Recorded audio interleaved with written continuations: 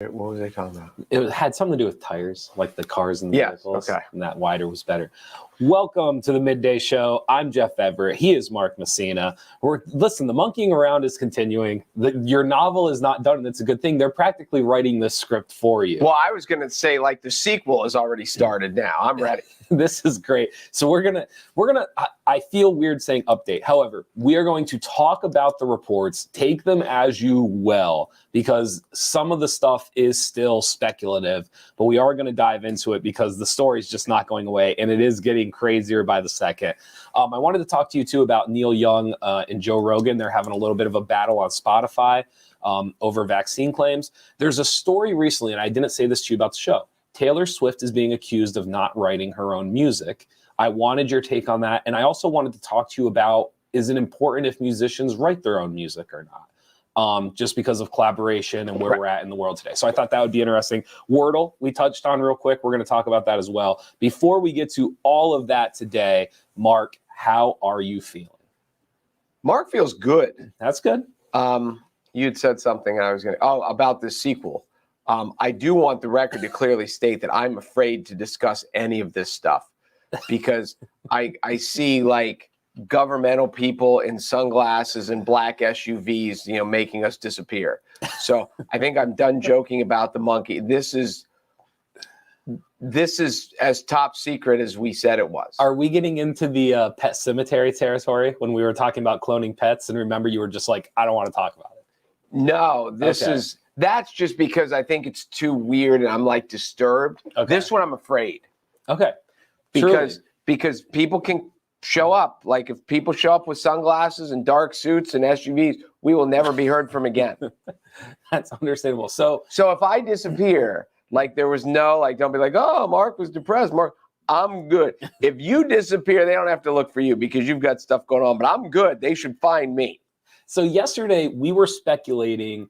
To me, the biggest question was, were the monkeys infected beforehand or not? And what we are learning more and more is that it's not so much whether or not they were infected by humans. However, they certainly did pose a risk to human health. Federal officials have confirmed over the weekend that the 3 monkeys were euthanized for safety. The CDC later confirmed that the 3 monkeys, after being euthanized, were a concern to the public health. I was going to say, they weren't euthanized for their own safety. Correct. They were euthanized for our safety. Is that fair to say? I'm scared. You should be scared. So I'm trying to find the exact. I'm going to hide under my desk until the broadcast is over. How about that? You can just take it from here. You get freaked out by this stuff, and it really surprises me that it bothers you as much as it does. So the 3 that escaped posed a health risk to the public. CDC officials told WNEP today they can pass deadly viruses to humans. So the state police, the Department of Health, and the CDC together decided that it was best to euthanize the animals. So this was, that was kind of my whole thing. Was it's one thing if there's just monkeys running around and everything else, but if they're actually, the way they were reacting and the way things were happening, as you said, there's a reason they were euthanized and it posed a threat. Now, before I get into the next stage of this, do you have any other thoughts? Because it gets even kind of crazier as we go along. No, I get more scared as you keep talking. So that's fine. So if my teeth start chattering in the middle of this, just mute my microphone. Yes. So that is a legitimate report. That's one that's kind of circulating throughout the state. I just happen to use WNEP. NorthcentralPa.com had covered it over the weekend. Everything up to this point, I can validate. It's reported well. There is also a story going around on Harrisburg100.com. I personally do not know Harrisburg100.com. Have you ever heard of it? I've never heard of it. Okay. I have never heard of this before. However, they are claiming the author is Caroline, and I'm going to mess up her last name, Macharaju. It's Machiraju. Okay. Carolyn wrote a story out of Danville, PA, about a Michelle Fallon who is living a nightmare, and that she's now put that nightmare on record. The Danville woman is now experiencing symptoms believed to be related to her close encounter with the wild monkeys when the trailer they were riding in collided with a dump truck and unloaded their cages all over Route 54. So we all know the story and what took place this past weekend. The following day, Fallon developed a cough and something that resembled pink eye. By Sunday, she was visiting the Geisinger Medical Center emergency room, where infectious disease doctors were consulted. Fallon has since received her first of 4 preventative rabies shots, as well as a prescription for a 14-day course of a medicine that I cannot pronounce, Valaclover. Yeah. Valaclove? Sounds close enough. Valaclover. I sprinkle it on my cereal every morning. Yes. So before we go into this again, I cannot say this enough. I do not know Harrisburg 100. I do not know their actual, who they're associated with, where they're out of. However, they have a following. It looks legitimate when you go to the website, but we are going to say all of this. This is not, everything up to that point was reporting based off of sources I trusted. This is the first one, and I'm not trying to downplay the Harrisburg 100.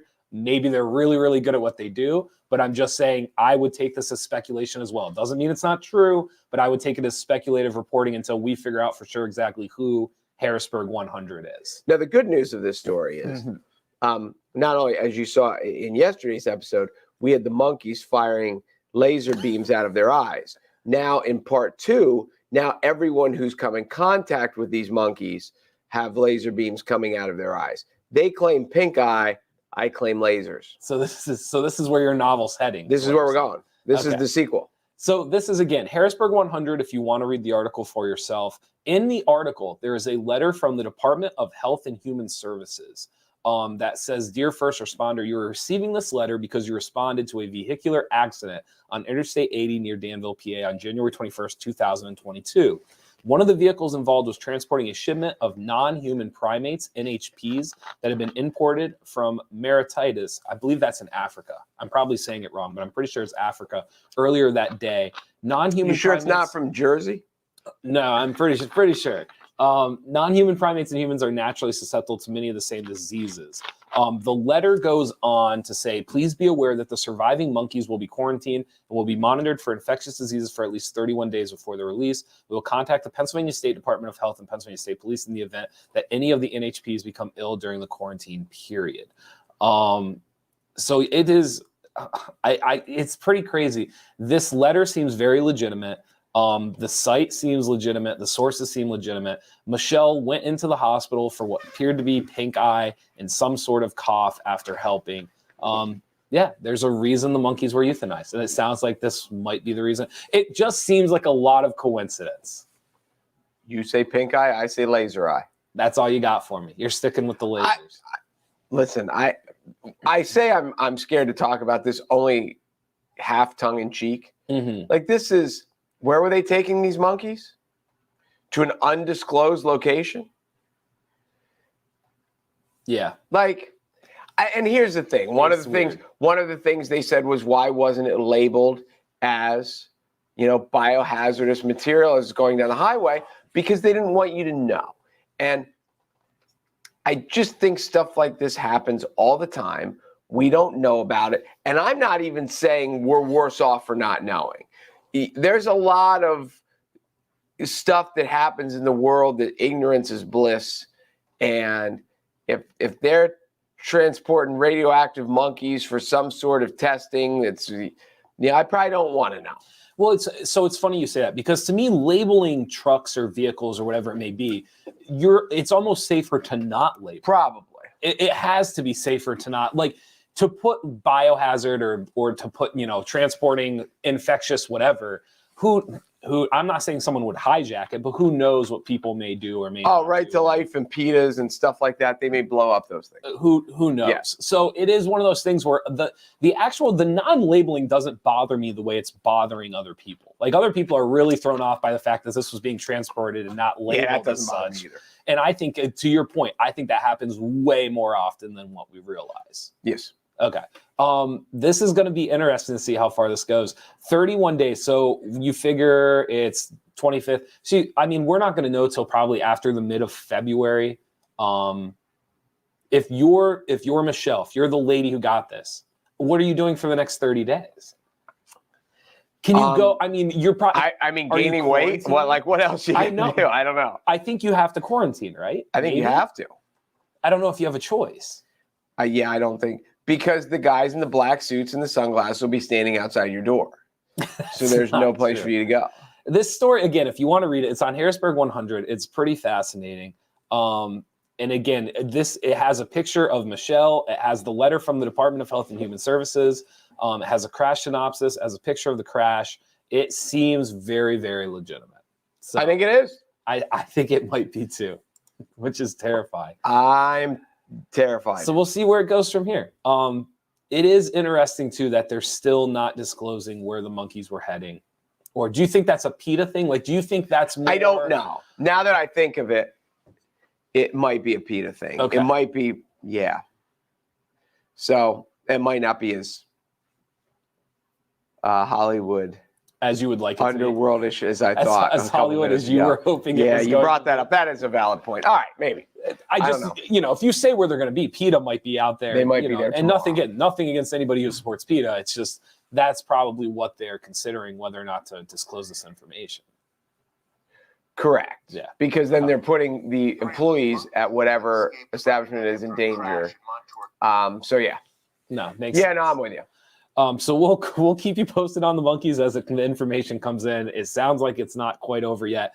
The speculation. However, if you see one, don't go pet it. No, don't go near it. And the speculation has already started. No sources at all, just speculation about whether or not there was actually a fourth monkey or not. Because originally there were 4 monkeys missing, and then it went to 3.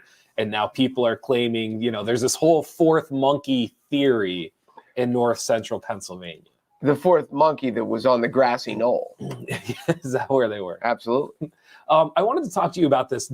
I don't know. Did you ever listen to Neil Young? Was Neil Young in your? I mean, I know Crosby. Everyone knew Crosby, Stills, Nash and Young when we were there. Yeah. So Neil Young Was he? I was just singing this morning.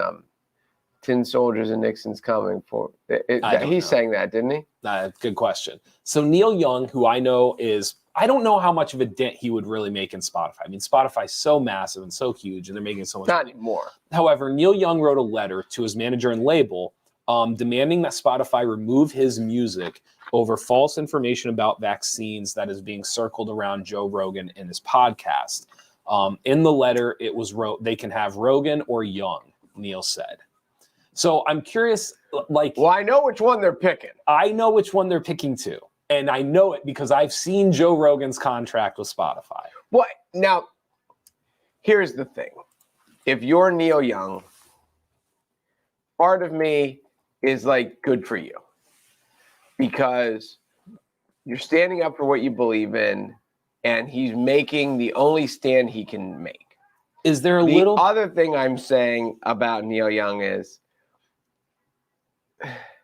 even if this is 100% genuine, he just made money off this because he got his name back out there in the public eye. Maybe. And do you think this is an old musician not realizing that his clout or that the industry has shifted, where that letter does not hold the value that letter might have held 20 years ago? I mean, he has to know that Joe Rogan outranks him. How much do you though? He knows. He has. I think to. I know, and I think you know, and I think Spotify. No. We don't think Neil we know. Young knows? We know. Yes. Do you think Neil Young knows? He has to. He has to. But there also could be, because this is the way, musicians and artists and all these are, maybe part of Neil, because in the world, in that world, Neil Young is an icon. Mm. Maybe he's thinking that he is to this what Alyssa Milano was to the Me Too movement. Because Alyssa Milano was the furthest thing in the world from the biggest female celebrity, yet she came out and said what happened to her, and then the Me Too movement exploded. So Yes. Maybe he's thinking, I do this, I take this stand, and 100 other artists do too. It's very possible. The difference, though, is he's going after the platform, and the platform, I would argue, Spotify promotes a lot of stuff. I don't view Spotify as being anti-vaccine. I don't view Spotify as pro-vaccine. No, I don't view these platforms as being anti or pro, depending on the debate. But who else are you going to go after? He can't go after Rogan because Rogan says pound sand and it's over. And so But isn't there an irony that I don't think Joe Rogan would ever write a letter saying, if you don't take these pro-vaxxers off of Spotify, Rogan's at, like, peace out, Rogan. No, and I don't. This is what I think.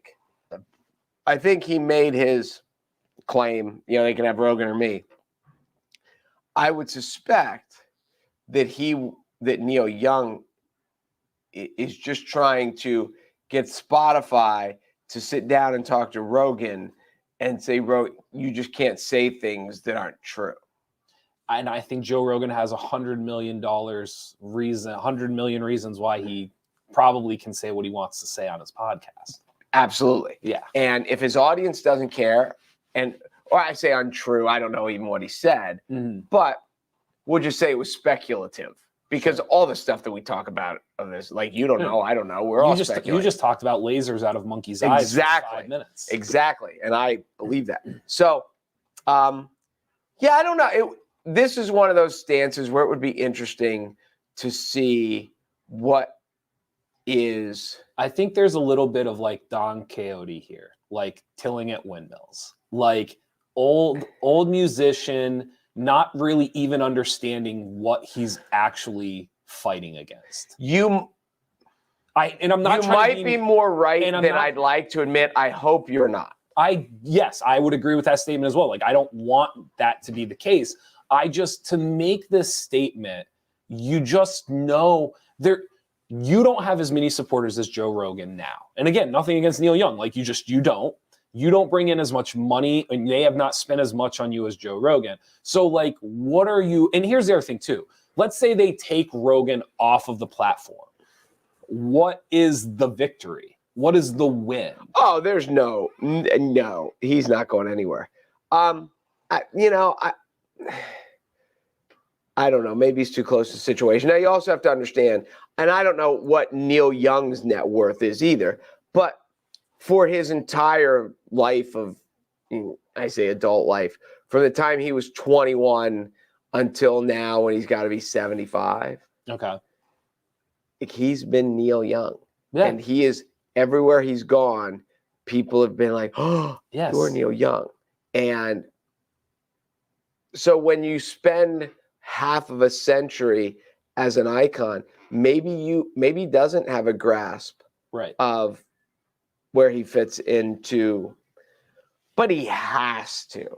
I think he has to. Like, he can go on. I'm sure he can go on and tell how many songs of his were played on Spotify, as opposed to where's his ranking. Absolutely. He can see his monthly listeners. He knows where he ranks, all of those things.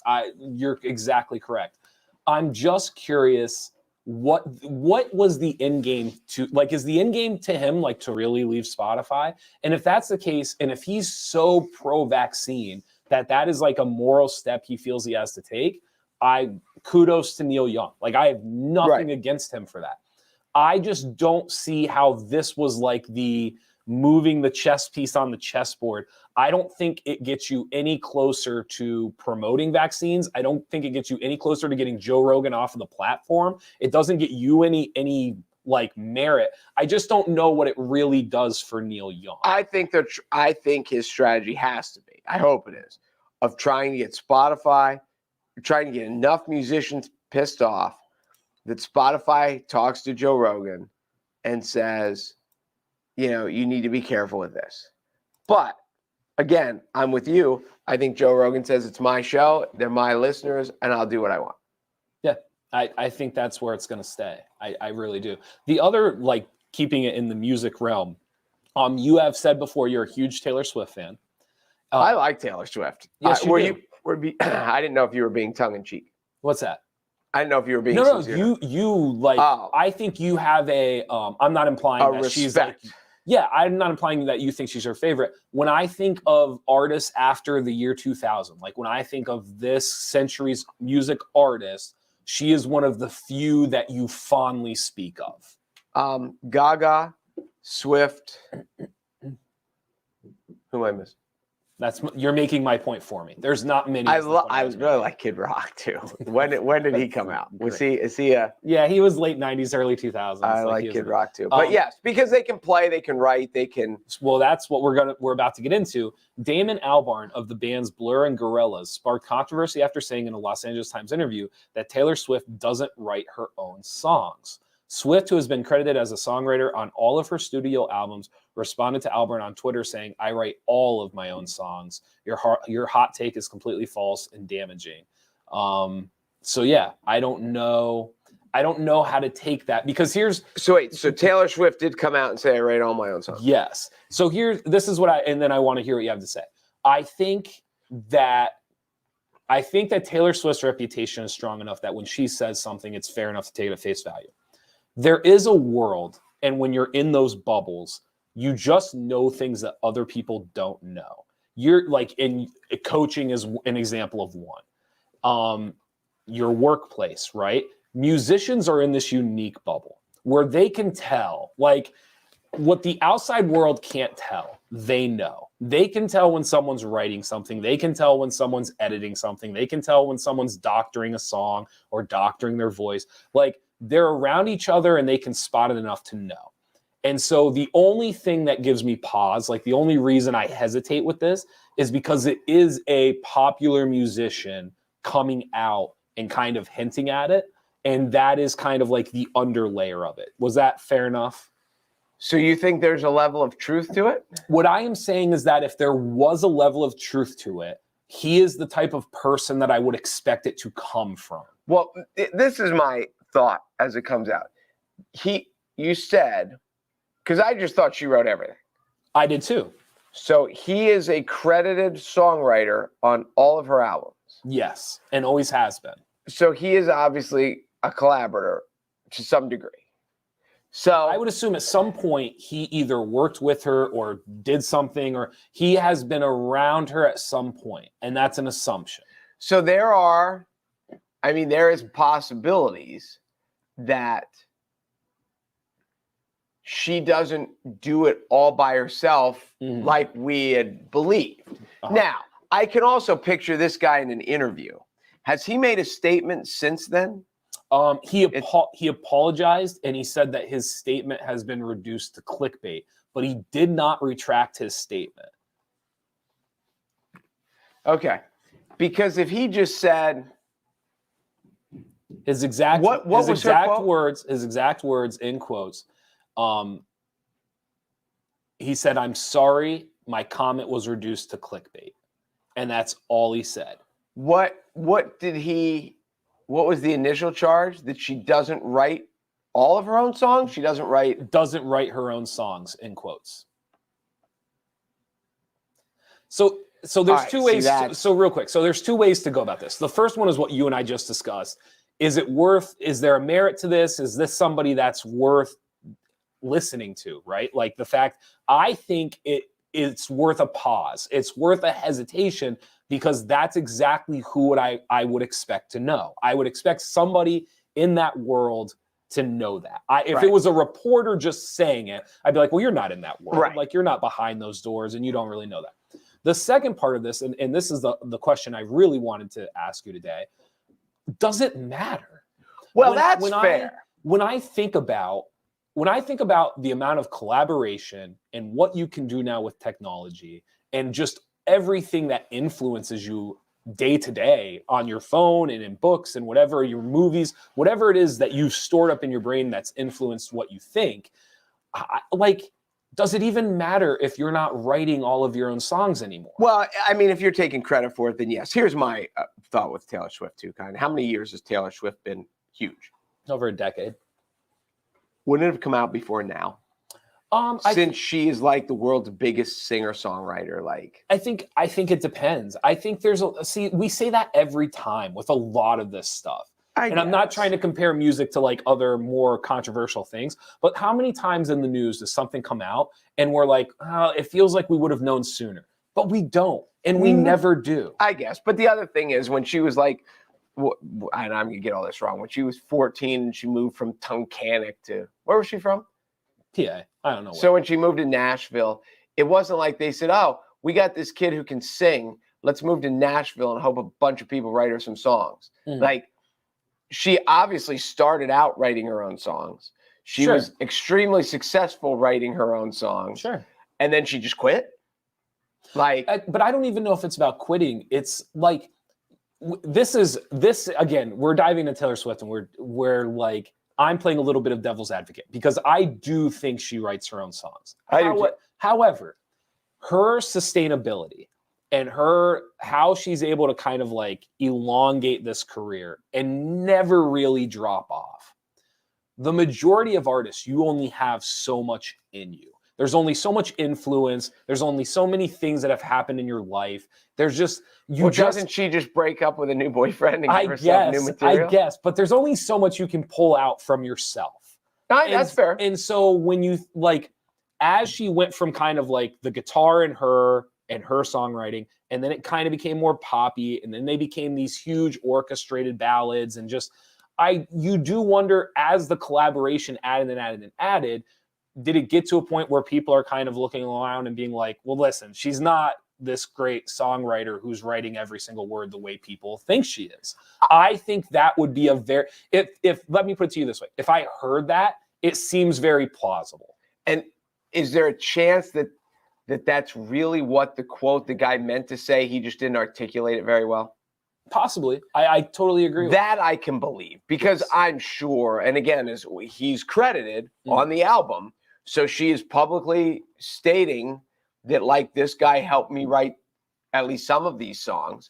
So she's obviously not taking full credit for everything she does, because she's mentioned it. So it wouldn't shock me if all songs had collaborations, even if she went in with a finished product and, like, you know, the guitar player's like, well, what about this? And did you ever hear the story that when Eddie Van Halen plays on Beat It, right? Did you know that? The Michael Jackson song, Beat It? The guitar solo is Eddie Van Halen. So for some reason, the story goes, he was in California, and they asked Eddie. He played, like, I think he's uncredited.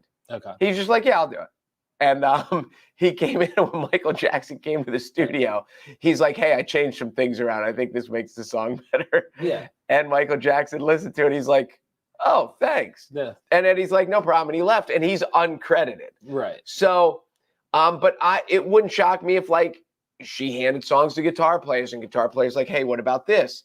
And now there are people that maybe she wrote 100% of the song, but then other people tweaked it enough that now it became a collaboration after the fact. But I think that's the world we live in. I think it happens all the time. But so again, I'll go back to my point of, like, I don't even know if writing your own songs in 2022 matters.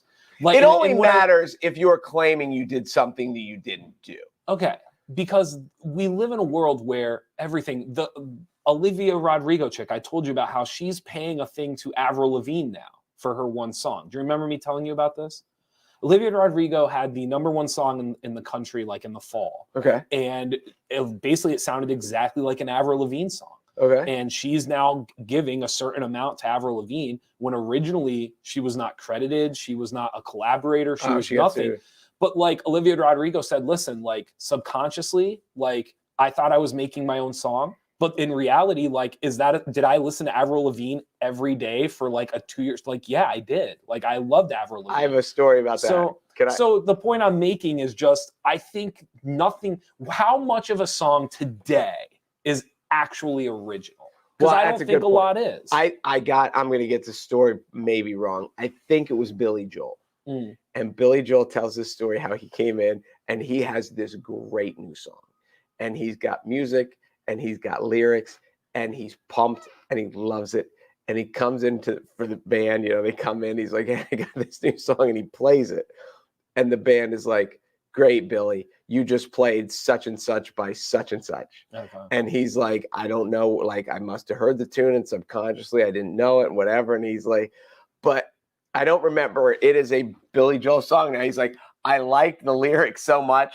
I was like, screw them, I'm going to make this into a song. And he went home and he came up with a new tune, but he did the same thing. You're like, it's Billy, it sounds great, but somebody else wrote it first and you just stole it. So I guess, so this is what I would say is, you kind of hinted at this. It's only a problem if you're claiming that you are doing it. And so I do wonder, is there maybe a part of this where in this world, it's almost impossible to be a musician that is 100% original. And Taylor Swift's brand is very much original. Like it is like, I'm Taylor Swift and I write my own songs and I make all the choices and so I do wonder, is that maybe where some of this is coming from, is like nobody today can be that 100% original. No, I agree. But I think for a long time she was 100% original. Sure. And now maybe and I'm sure some of the songs are 100% her. Some of them are 95% her. Some of them maybe 50% her. Sure. But to take this way back to my generation, this was the whole thing that came out with Milli Vanilli. And Milli Vanilli were these guys who didn't sing the songs.